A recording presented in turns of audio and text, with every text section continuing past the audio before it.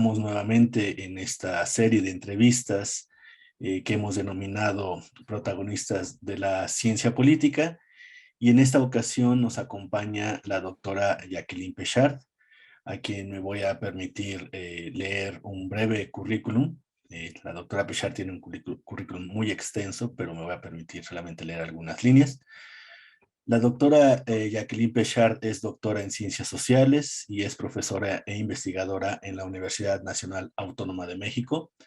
Fue consejera ciudadana del Instituto Federal Electoral y comisionada del Instituto Federal de Acceso a la Información en México, el cual presidió de 2009 a 2013. También fue asesora de la División de Asistencia Electoral de la ONU en Irak en 2004 y en el Líbano en 2005. Entre sus publicaciones se encuentran La cultura política democrática y Transparencia y partidos políticos. Su libro más reciente es Transparencia, promesas y desafíos. También la doctora Pechard fue investigadora visitante en el Woodrow Wilson Center de Washington, D.C. en Estados Unidos. Fue miembro del Alto Consejo para la Transparencia de los Programas Sociales del Programa de Naciones Unidas para el Desarrollo, y en febrero del 2017 fue nombrada como primera presidenta del Comité de Participación Ciudadana del Sistema Nacional Anticorrupción en México. Buen día, doctora Pechard. Muchas gracias por aceptar esta entrevista. Al contrario, doctor Barrientos, encantada de estar y formar parte de ese proyecto. Me siento de verdad muy honrada. Muchas gracias. Y bueno, como sabemos, como hemos comentado con todos nuestros entrevistados, lo que queremos hacer con esta serie, con este proyecto, pues es conocer a las personas que hacen ciencia política, ¿no? De hecho, la idea es precisamente que podamos acercarnos a las personas hasta donde nos dejen, ¿no? En su vida personal, para ver la dimensión humana de la actividad científico-social. Entonces, me gustaría preguntar si nos puede contar dónde nació usted, y dónde y cuándo, pero además de ello, sobre todo, ¿cómo describiría usted el contexto político en el cual creció usted? Sí, bueno, mire, yo nací en la Ciudad de México en 1947 y bueno, pues nací en una época en donde pues lo que marcaba la vida en México era una vida de promesas de crecimiento, en donde estábamos pues en lo que fue el desarrollo estabilizador y en lo que, digamos, de los años desde mi vida escolar, pues estuvieron marcados por la estabilidad política, aunque fuera dentro del marco de un régimen autoritario, de un partido hegemónico. Lo que había era una enorme estabilidad política. No había libertades políticas, no había libertad de prensa. Había elecciones, pero como todos sabíamos, eran elecciones que pues, contrariaban los estándares internacionales de elecciones libres, justas y competidas. Pero lo que sí había era la posibilidad de una movilidad social y la posibilidad de que esto estuviera enmarcado en una continuidad institucional. Es decir, eh, afortunadamente lo que me tocó a mí de joven fue vivir esa estabilidad y esas posibilidades de, por ejemplo, de vivir la calle, ¿no? Que ahora muchos de nuestros niños no pueden hacerlo por el nivel de violencia. Entonces, y pues lo que yo puedo decir es que ciertamente mi forma de vida y mi posibilidad de desarrollo personal fueron mejor que los de mis padres. Digamos, esa es Y una característica de mi precisamente, generación. y precisamente ahora que nos habla de sus padres, ¿en su casa se hablaba mucho de política o no? No, en mi casa no se hablaba de política. Co- eh, Más bien eran reacios a hablar de política. Pues sí, les interesaba, sobre todo a mi padre, le interesaba lo que pasaba en el mundo, pero más en el mundo que en la política. ¿Y Yo cómo se no, interesó en la política usted posteriormente? sí, pues me vinculé con la política vía la sociología, la verdad. Y esto fue cuando yo hice mis estudios preparatorios. Y entonces en el tercer año de preparatoria lo que me tocó fue tener un gran maestro de sociología y yo estaba enfocada hacia las matemáticas y de repente pues ahí me encontré con los estudios sociológicos y entonces decidí entrar a la Facultad de Ciencias Políticas. Pero yo entré vía sociología y fue en el curso de digamos, de mi experiencia como estudiante de sociología que fui descubriendo la ciencia política. Primero por la vía de la sociología política, obviamente. Exactamente, eso era lo que le quería preguntar. Entonces, su proceso de acercamiento con la ciencia política fue por la vía de la sociología política en la carrera de sociología. Y en ese contexto, ¿quiénes fueron las personas y las obras, los autores que más considera usted que la influenciaron para orientarse hacia esa área? Bueno, yo diría que los clásicos, bueno, dos libros que fueron para mí fundamentales en mi formación fue El suicidio de Durkheim y La ética protestante y el espíritu del capitalismo de Max Weber, ¿no? Entonces, digamos, no puedo decir que fueron teóricos de la ciencia política, pero el problema con esos estudiosos es que son estudiosos que tienen una visión muy amplia de la vida social y política, que es muy difícil decir, pues Max Weber es más bien un historiador, filósofo del derecho y de las ciencias sociales en general, y pues Durkheim pues es propiamente un sociólogo, y sin embargo pues abordan, digamos, el pensamiento político, abordan las formas de comportamiento, que son temas que hoy son temas relevantes dentro de la ciencia política, ¿no? Y en la universidad, ¿cuáles profesores, personas la influenciaron, digamos, o considera usted como sus mentores? Pues yo consideraría que pues, quien era el director de la Facultad de Ciencias Políticas en ese momento, que era Víctor Flores Solea, fue para mí muy importante.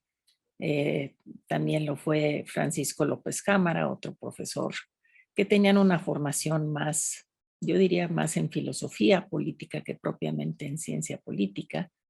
Eh, y alguien que no era profesor de la Facultad de Ciencias Políticas, pero que me marcó de manera significativa porque fue parte de bueno, pues de mi comité tutoral de doctorado, fue el doctor Rafael Segovia, que yo diría que él sí era claramente un científico político. Así es, el profesor Rafael Segovia, que si no me equivoco, estaba en el Colegio de México. Así es. Y ahora a usted se le reconoce por haber cultivado diversas líneas, ¿no? Pero esencialmente de investigación, esencialmente en los últimos años en el ámbito primero electoral y ahora en el ámbito de la transparencia gubernamental y la democracia. Eh, ¿Qué es lo que la ha llevado precisamente a cultivar estas líneas de investigación o cuáles otras cultivaba usted antes de dedicarse a estas? Yo entré directamente a la ciencia política por la vía de la cultura política. Eso fue lo primero que yo empecé a estudiar. Por eso le digo que fue un salto propiamente desde la sociología política. Es decir, lo que importaba era ver cuáles eran los fundamentos sociales del desempeño político de las instituciones o del comportamiento político de los ciudadanos y de las élites. Entonces, digamos que ese enfoque empezó siendo muy desde la sociología y después pues ya empecé a estudiar partidos políticos, elecciones, ya temas más propiamente de ciencia política, ¿no? Y entiendo que es todo lo que tiene que ver con el ejercicio del poder, ¿no? La forma de gobernar, las estrategias de gobierno, los actores políticos, los procesos políticos, es decir, eso que son nuestras materias de estudio en la ciencia política. Así es. Y bueno, a usted se le conocen varios textos pues muy citados y muy consultados. A nivel personal, ¿cuál podría decirnos que son las obras, los textos, los artículos o cuáles le han dejado mayor satisfacción a lo largo de su Bueno, carrera? yo escribí un breve texto de los cuadernos de divulgación democrática del del entonces IFE, que se llamó La cultura política, y ese es un libro que pues de ahí derivé varios artículos sobre el tema de cultura política basado en encuestas básicamente, ¿no? De comportamiento político.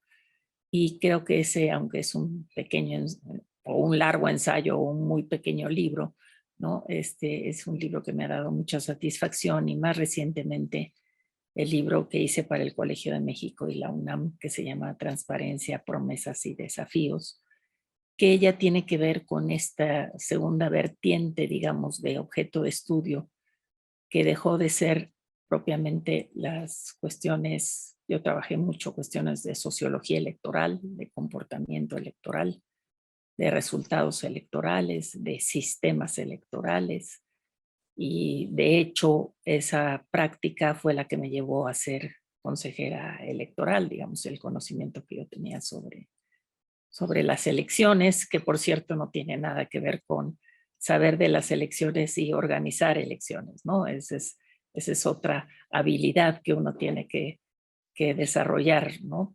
Y entonces, y después, desde el propio Instituto Federal Electoral, cuando la primera ley de transparencia, pero incluso desde antes, el propio instituto decidió que había que abrir el área de transparencia del financiamiento de los partidos políticos, porque desde 96 los partidos políticos recibían grandes sumas de dinero por el financiamiento público, que era predominante, ¿no? Entonces, que sigue siendo predominante para los partidos políticos. Entonces, ahí yo me empecé a interesar en los temas del saber y conocer no solamente de las instituciones, en este caso era del IFE, sino también de los ciudadanos, ¿no? Es decir, pasar de la transparencia de la fiscalización de los recursos de los partidos a la transparencia como una manera de reportar la información a los ciudadanos, ¿no? Vendría posteriormente. Exactamente. Bueno, ya nos ha contado un poco de su experiencia y desarrollo profesional y personal. Y ahora me gustaría pasar a la segunda parte, que tiene que ver precisamente ya propiamente con la disciplina de la ciencia política. Y ya nos ha dicho su recorrido, ¿no? Que hizo desde la sociología política, a la ciencia política y los temas, ¿no? Que ahora usted ha trabajado. Eh, una pregunta que siempre es un poco difícil responder, pero si usted pudiera resumir, ¿cuáles serían los 5 autores clásicos de la ciencia política? Mire, pensando en esa pregunta, yo pienso que quien inauguró la ciencia política fue Maquiavelo, porque es el primero que realmente se centra en la parte en el ámbito de lo público, en el ámbito del Estado propiamente, ¿no? Es el que pone en circulación el concepto del Estado, no lo inventa él, pero él sí lo pone en circulación, lo difunde. Y yo creo que ahí empieza a haber algo así como teoría de la política, como de la política ya separada de la parte moral, de la parte religiosa, como había sido anteriormente, ¿no? Y lo mismo sucede con Hobbes, como uno de los grandes teóricos de la política, ¿no? De la formación del Estado. Entonces, digamos que la idea de los clásicos de la ciencia política es una idea que se entrecruza, se imbrica con otras, digamos, con otros enfoques, con otras formas, como es esto de la historia del pensamiento político, de la propia filosofía política, de la teoría del Estado. Pero entonces yo diría que pues no podemos dejar fuera a Maquiavelo, a Hobbes, a Locke, por supuesto, ¿no? Pues, bueno, mire el propio Montesquieu, ¿no? Que pues que abre la cuestión de la división de poderes, ¿no? Pero lo que quiero decir es que es difícil que nosotros digamos eran claramente expresiones o protagonistas de la ciencia política. Yo creo que la ciencia política realmente pues empieza en el siglo XX como disciplina, digamos, que pueda reclamar sus propias características, y pues yo creo que ahí empieza pues con Robert Michels, que como teórico de los partidos políticos, más tarde con Maurice Duverger, sin duda alguna, son autores que han dejado una huella en el estudio de unos de los actores fundamentales de la ciencia política, como son los partidos, ¿no? Pero yo diría que hay clásicos contemporáneos, ¿no? Y esos clásicos contemporáneos, pues para mí son aquellos que abordan la problemática de la democracia, ¿no? Y entonces, pues ahí encontramos desde a Robert Dahl, desde a Norberto Bobbio, a Juan Linz, a Przeworski. Entonces, digamos, esos son autores que son indispensables de leer, aunque le digo que siempre pues ya tienen otro tipo de enfoque, ya utilizan enfoques más, digamos, más de medición de los comportamientos y del desempeño de las instituciones políticas, ¿no? Pero son, digamos, como ejemplos de lo que es propiamente el análisis político, que devienen en lecturas obligadas prácticamente, que le podemos dar el nombre de clásicos, ¿no? Exacto. Y vinculado a esa misma pregunta, en el siglo XXI, y precisamente ya con su propia actividad como docente e investigadora, en el siglo XXI, ¿cuáles serían ustedes las obras que identifica como relevantes? Es decir, una persona que dice, bueno, yo quiero leer sobre la ciencia política y la democracia u otros temas. ¿Cuáles obras usted consideraría que son relevantes que se han desarrollado en estos ya 2 décadas del siglo XXI? Bueno, yo creo que de libros recientes, por ejemplo, Przeworski tiene textos muy importantes que tienen que ver con la relación entre democracia y economía, la relación entre la institucionalidad democrática y los problemas que surgen en el siglo XXI, ¿no? Todo lo que la vertiente sobre el estudio de los populismos, ¿no? Pierro Zambralón, que no es propiamente un politólogo, pero que estudia los temas del poder desde la historia y el constitucionalismo, pues habla del siglo XXI como el siglo del populismo, Nadia Urbanetti. Entonces son textos que abordan las problemáticas del siglo XX. Hay un libro que a mí me gusta mucho, que es la era de la ira, o de la era de The Age of Anger en inglés, que es de un indio que se llama Pankaj Mishra, que es un texto pues, fundamental, pero están todos los textos que todavía alcanzó a hacer O'Donnell, como, digamos, cómo se vincula la ciencia política con cuestiones más de administración del ejercicio del poder, de administración pública, ¿no? Sus textos sobre la democracia, ¿no? Digamos, las distintas formas, las democracias delegativas o las formas de rendición de cuentas. Sí, ya van pescando otros temas que, que los asume la ciencia política desde la perspectiva propiamente del poder, pero que a lo mejor también las estudia la administración pública, o sobre todo la administración pública. Muy bien. Y bueno, precisamente tratando de enlazar un poco lo que nos ha comentado, desde su perspectiva, ¿cuál es la valoración, lectura, balance que hace usted sobre la ciencia política contemporánea? Bueno, yo creo que la ciencia política, digamos, en términos de lo que sería digamos, su núcleo como disciplina científica, su núcleo como ciencia, creo que ha avanzado muchísimo en los últimos, pues yo diría en los últimos 40 años, ¿no? Entonces tenemos textos muy importantes, digamos, de comportamiento político en los años 40, la Escuela de Michigan, ¿no? Sobre cuestiones electorales también de los años 40, 50.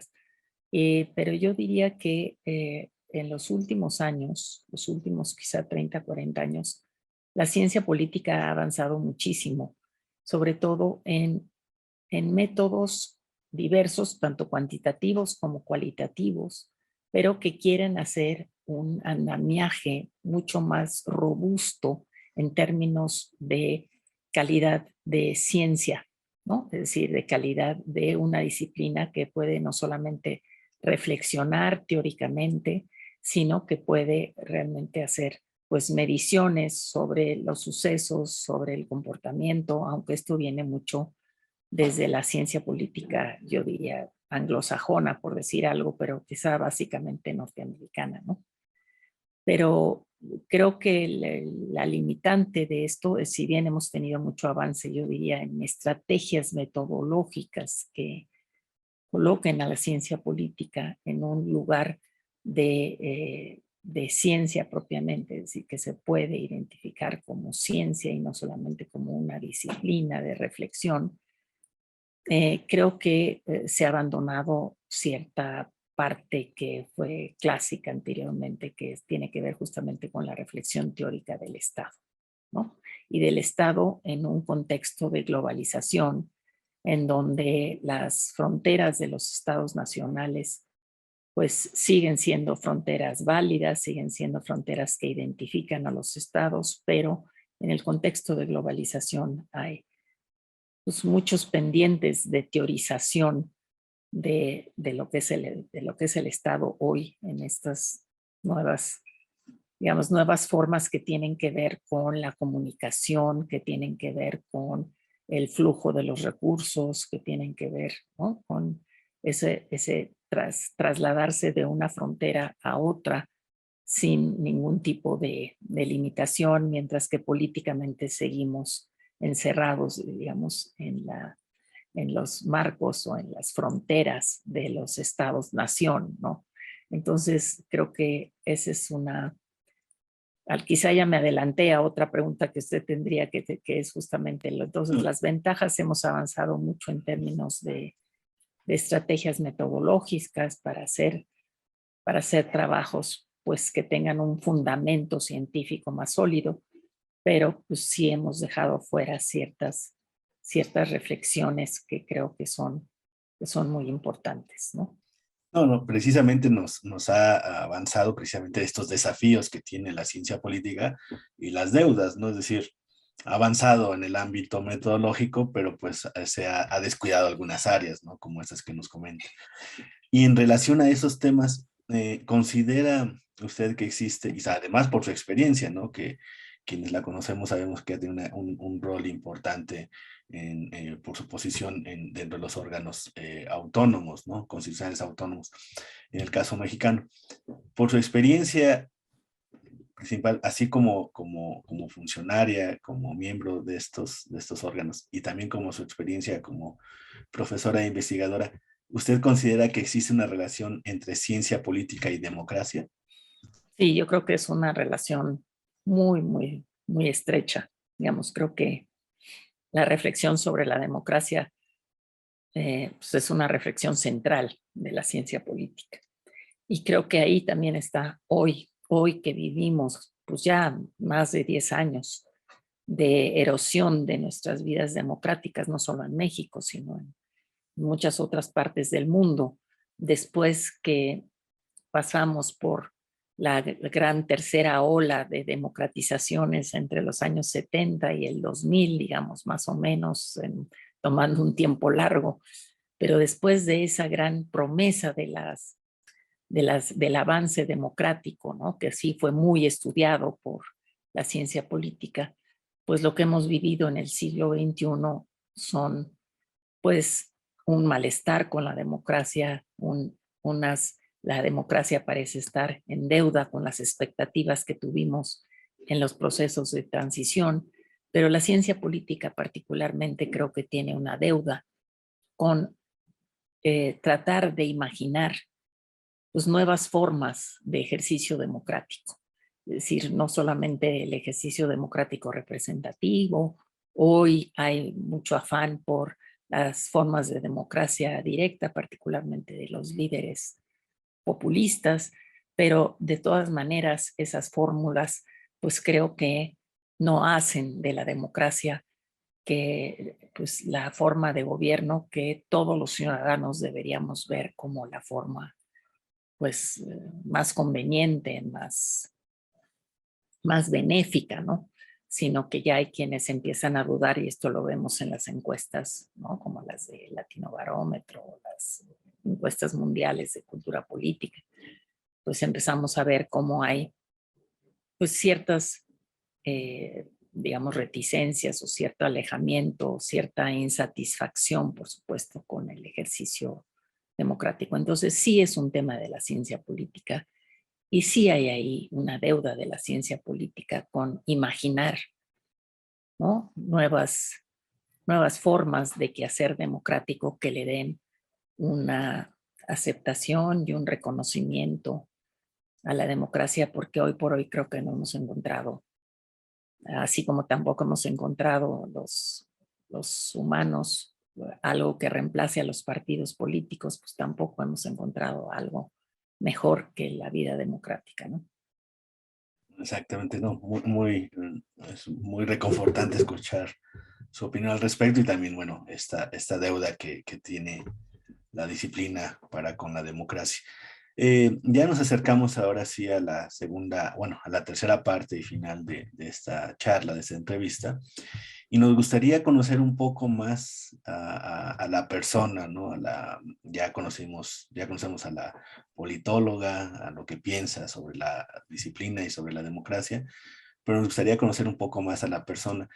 ¿Usted tiene algún pasatiempo favorito o practica algún deporte? Bueno, sí, yo hago gimnasia, ese es mi deporte, pero y ahora ya, pues por mi edad, hago caminatas muy largas, Perdón, pero ¿lo hizo de manera profesional alguna vez o solamente no, no, como no, no, deporte? solamente pues básicamente como ejercicio, yo diría, no un deporte así de esos que uno le apasiona no como deporte, sino más bien como ejercicio pues, para mantenerse en buena forma, ¿no? Y bueno, pues mi pasatiempo favorito pues es leer novelas. Ese es mi pasatiempo favorito y ver cine y las novelas. De este pasatiempo precisamente, ¿qué tipo de novelas usted lee y cuáles son sus autores favoritos? Bueno, a mí me gusta mucho Mario Vargas Llosa, es uno de mis autores favoritos, pero otro de mis autores favoritos es un español que se llama Javier Cercas. Eh, y bueno, pues hay muchísimos que me gustan. Bueno, uno quizá el que más me gusta es el gran biógrafo Stefan Zweig, eh, pues que prácticamente las biografías sobre María Antonieta, sobre Fouché, bueno, pues son libros, La vida del ayer, son libros fantásticos, ¿no? De un gran autor que debía de haber nombrado en primer lugar. Pero, por ejemplo, en México, un autor que yo disfruto mucho es Jorge Ibargüengoitia, disfruto y extraño muchísimo, aunque hay otros mexicanos que también me gustan, José Emilio Pacheco, por ejemplo, que tiene pues, sobre todo ensayos, pero sí es una gama muy rica y bueno, y últimamente creo que el libro estrella pues es el de El infinito en un junco, ¿no? De Irene Vallejo, que es un libro espectacular, ¿no? Y nos hablaba también de que le gusta el cine. ¿El cine qué tipo de películas, de filmes digamos, cuáles son sus directores predilectos? Bueno, mire, a mí me gustan mucho las películas digamos, las películas policíacas, los thrillers, ¿no? El Padrino a mí me parece una película, digo, sus tres filmes sobre El Padrino me parece que creo que son filmes que superan a los libros curiosamente, porque es muy raro que un film supere al libro. Entre mis autores cineastas favoritos, pues a mí me gusta mucho todo lo de Luchino Visconti, que es un autor que murió hace años, pero que en mis juventudes las películas de Visconti eran unas de mis películas favoritas, y quizá la que más me gustó se llama Morir en Venecia, que el libro pues es tan bueno como la película, yo diría, ¿no? Entonces, pues son autores que me gustan mucho, ¿no? ¿Y de la música? De la música, pues yo a mí me gusta mucho la música clásica, esa la aprendí yo en casa porque mi padre era un devoto de la música clásica, no de la ópera, curiosamente, pero sí de la música clásica, y a mí mi autor favorito es Schubert. Ah, excelente. Y bueno, pero claro que también me gusta la música contemporánea, el jazz, el blues, pues bueno, me gusta, todo depende para qué quiere uno la música, ¿no? También, ¿no? Por supuesto. ¿Y de qué lugar o lugares usted le son, digamos, le traen buenos recuerdos o le tiene mayor preferencia, gusto, así en el mundo, en México?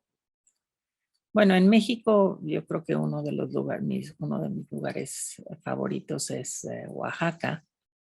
Creo que Oaxaca tiene una riqueza cultural y una riqueza, pues sobre todo cultural, ¿no? Pero étnica, tiene una riqueza arquitectónica, tiene una riqueza, digamos, no es casual que de ahí salgan tantos pintores reconocidos, ¿no? Por el ambiente que se vive en Oaxaca.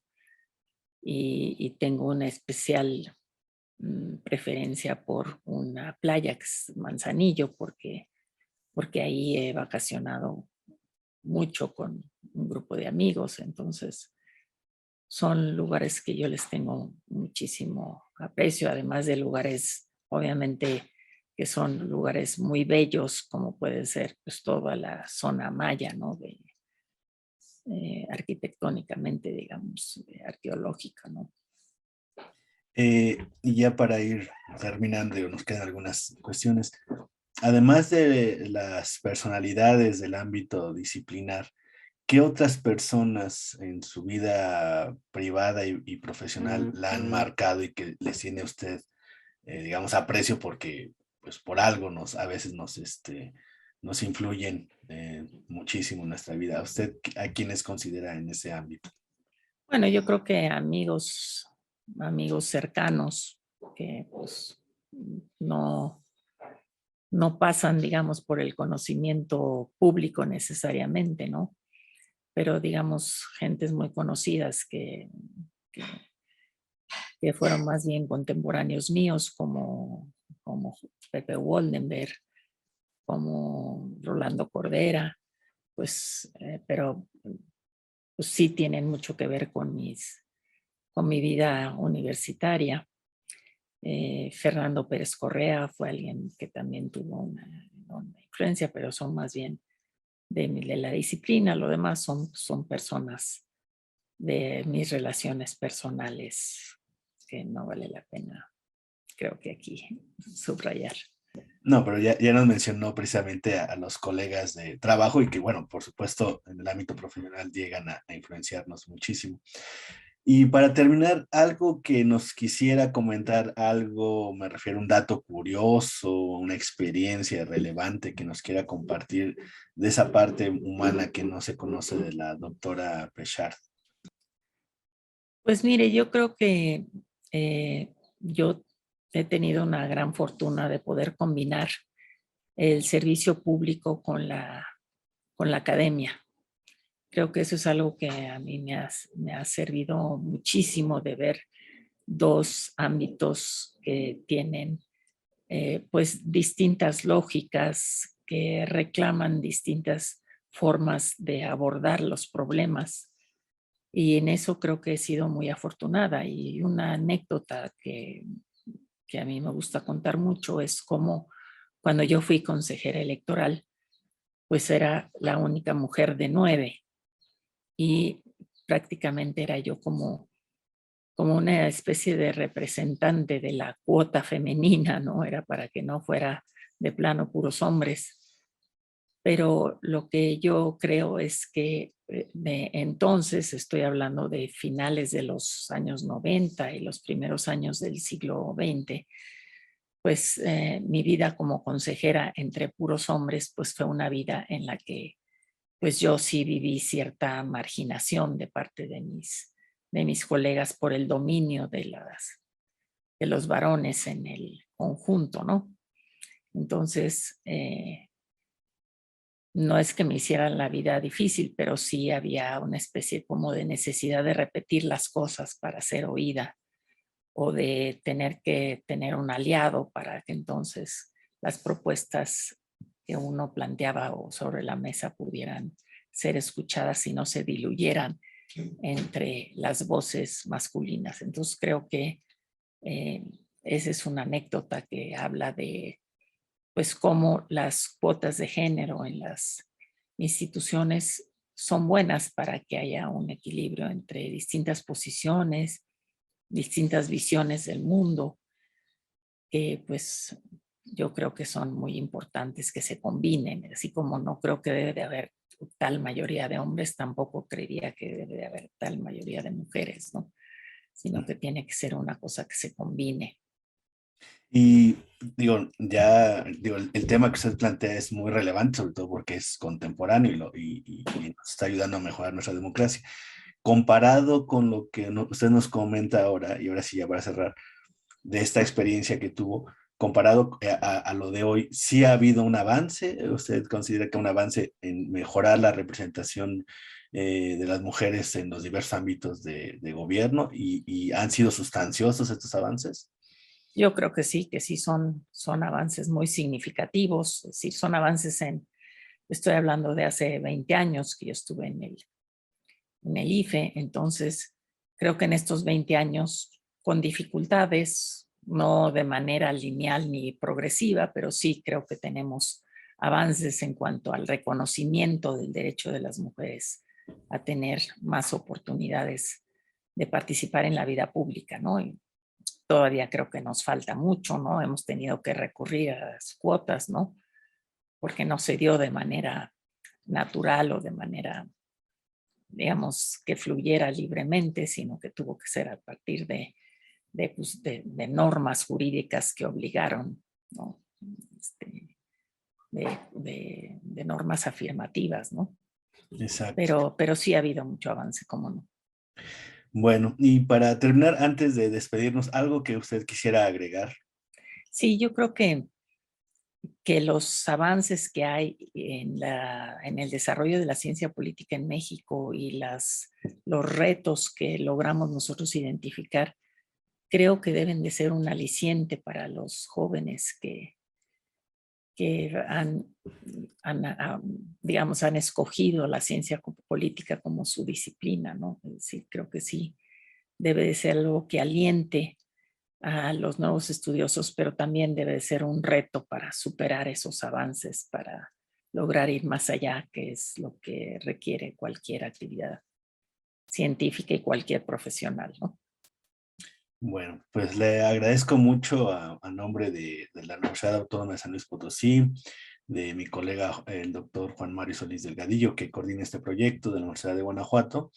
Y bueno, ha sido una charla sustanciosa e interesante, sobre todo como usted está cerrando. Esperamos que esto sea un aliciente también para las personas, los chicos, las chicas que ahora se acercan a la ciencia política, porque precisamente nos gusta escuchar a personas que han estado en el ámbito académico y que también han estado en el ámbito profesional, y esa combinación a veces es difícil encontrar en la disciplina. Y bueno, yo le agradezco mucho la oportunidad que nos ha dado con esta entrevista. Al contrario, le agradezco yo a usted.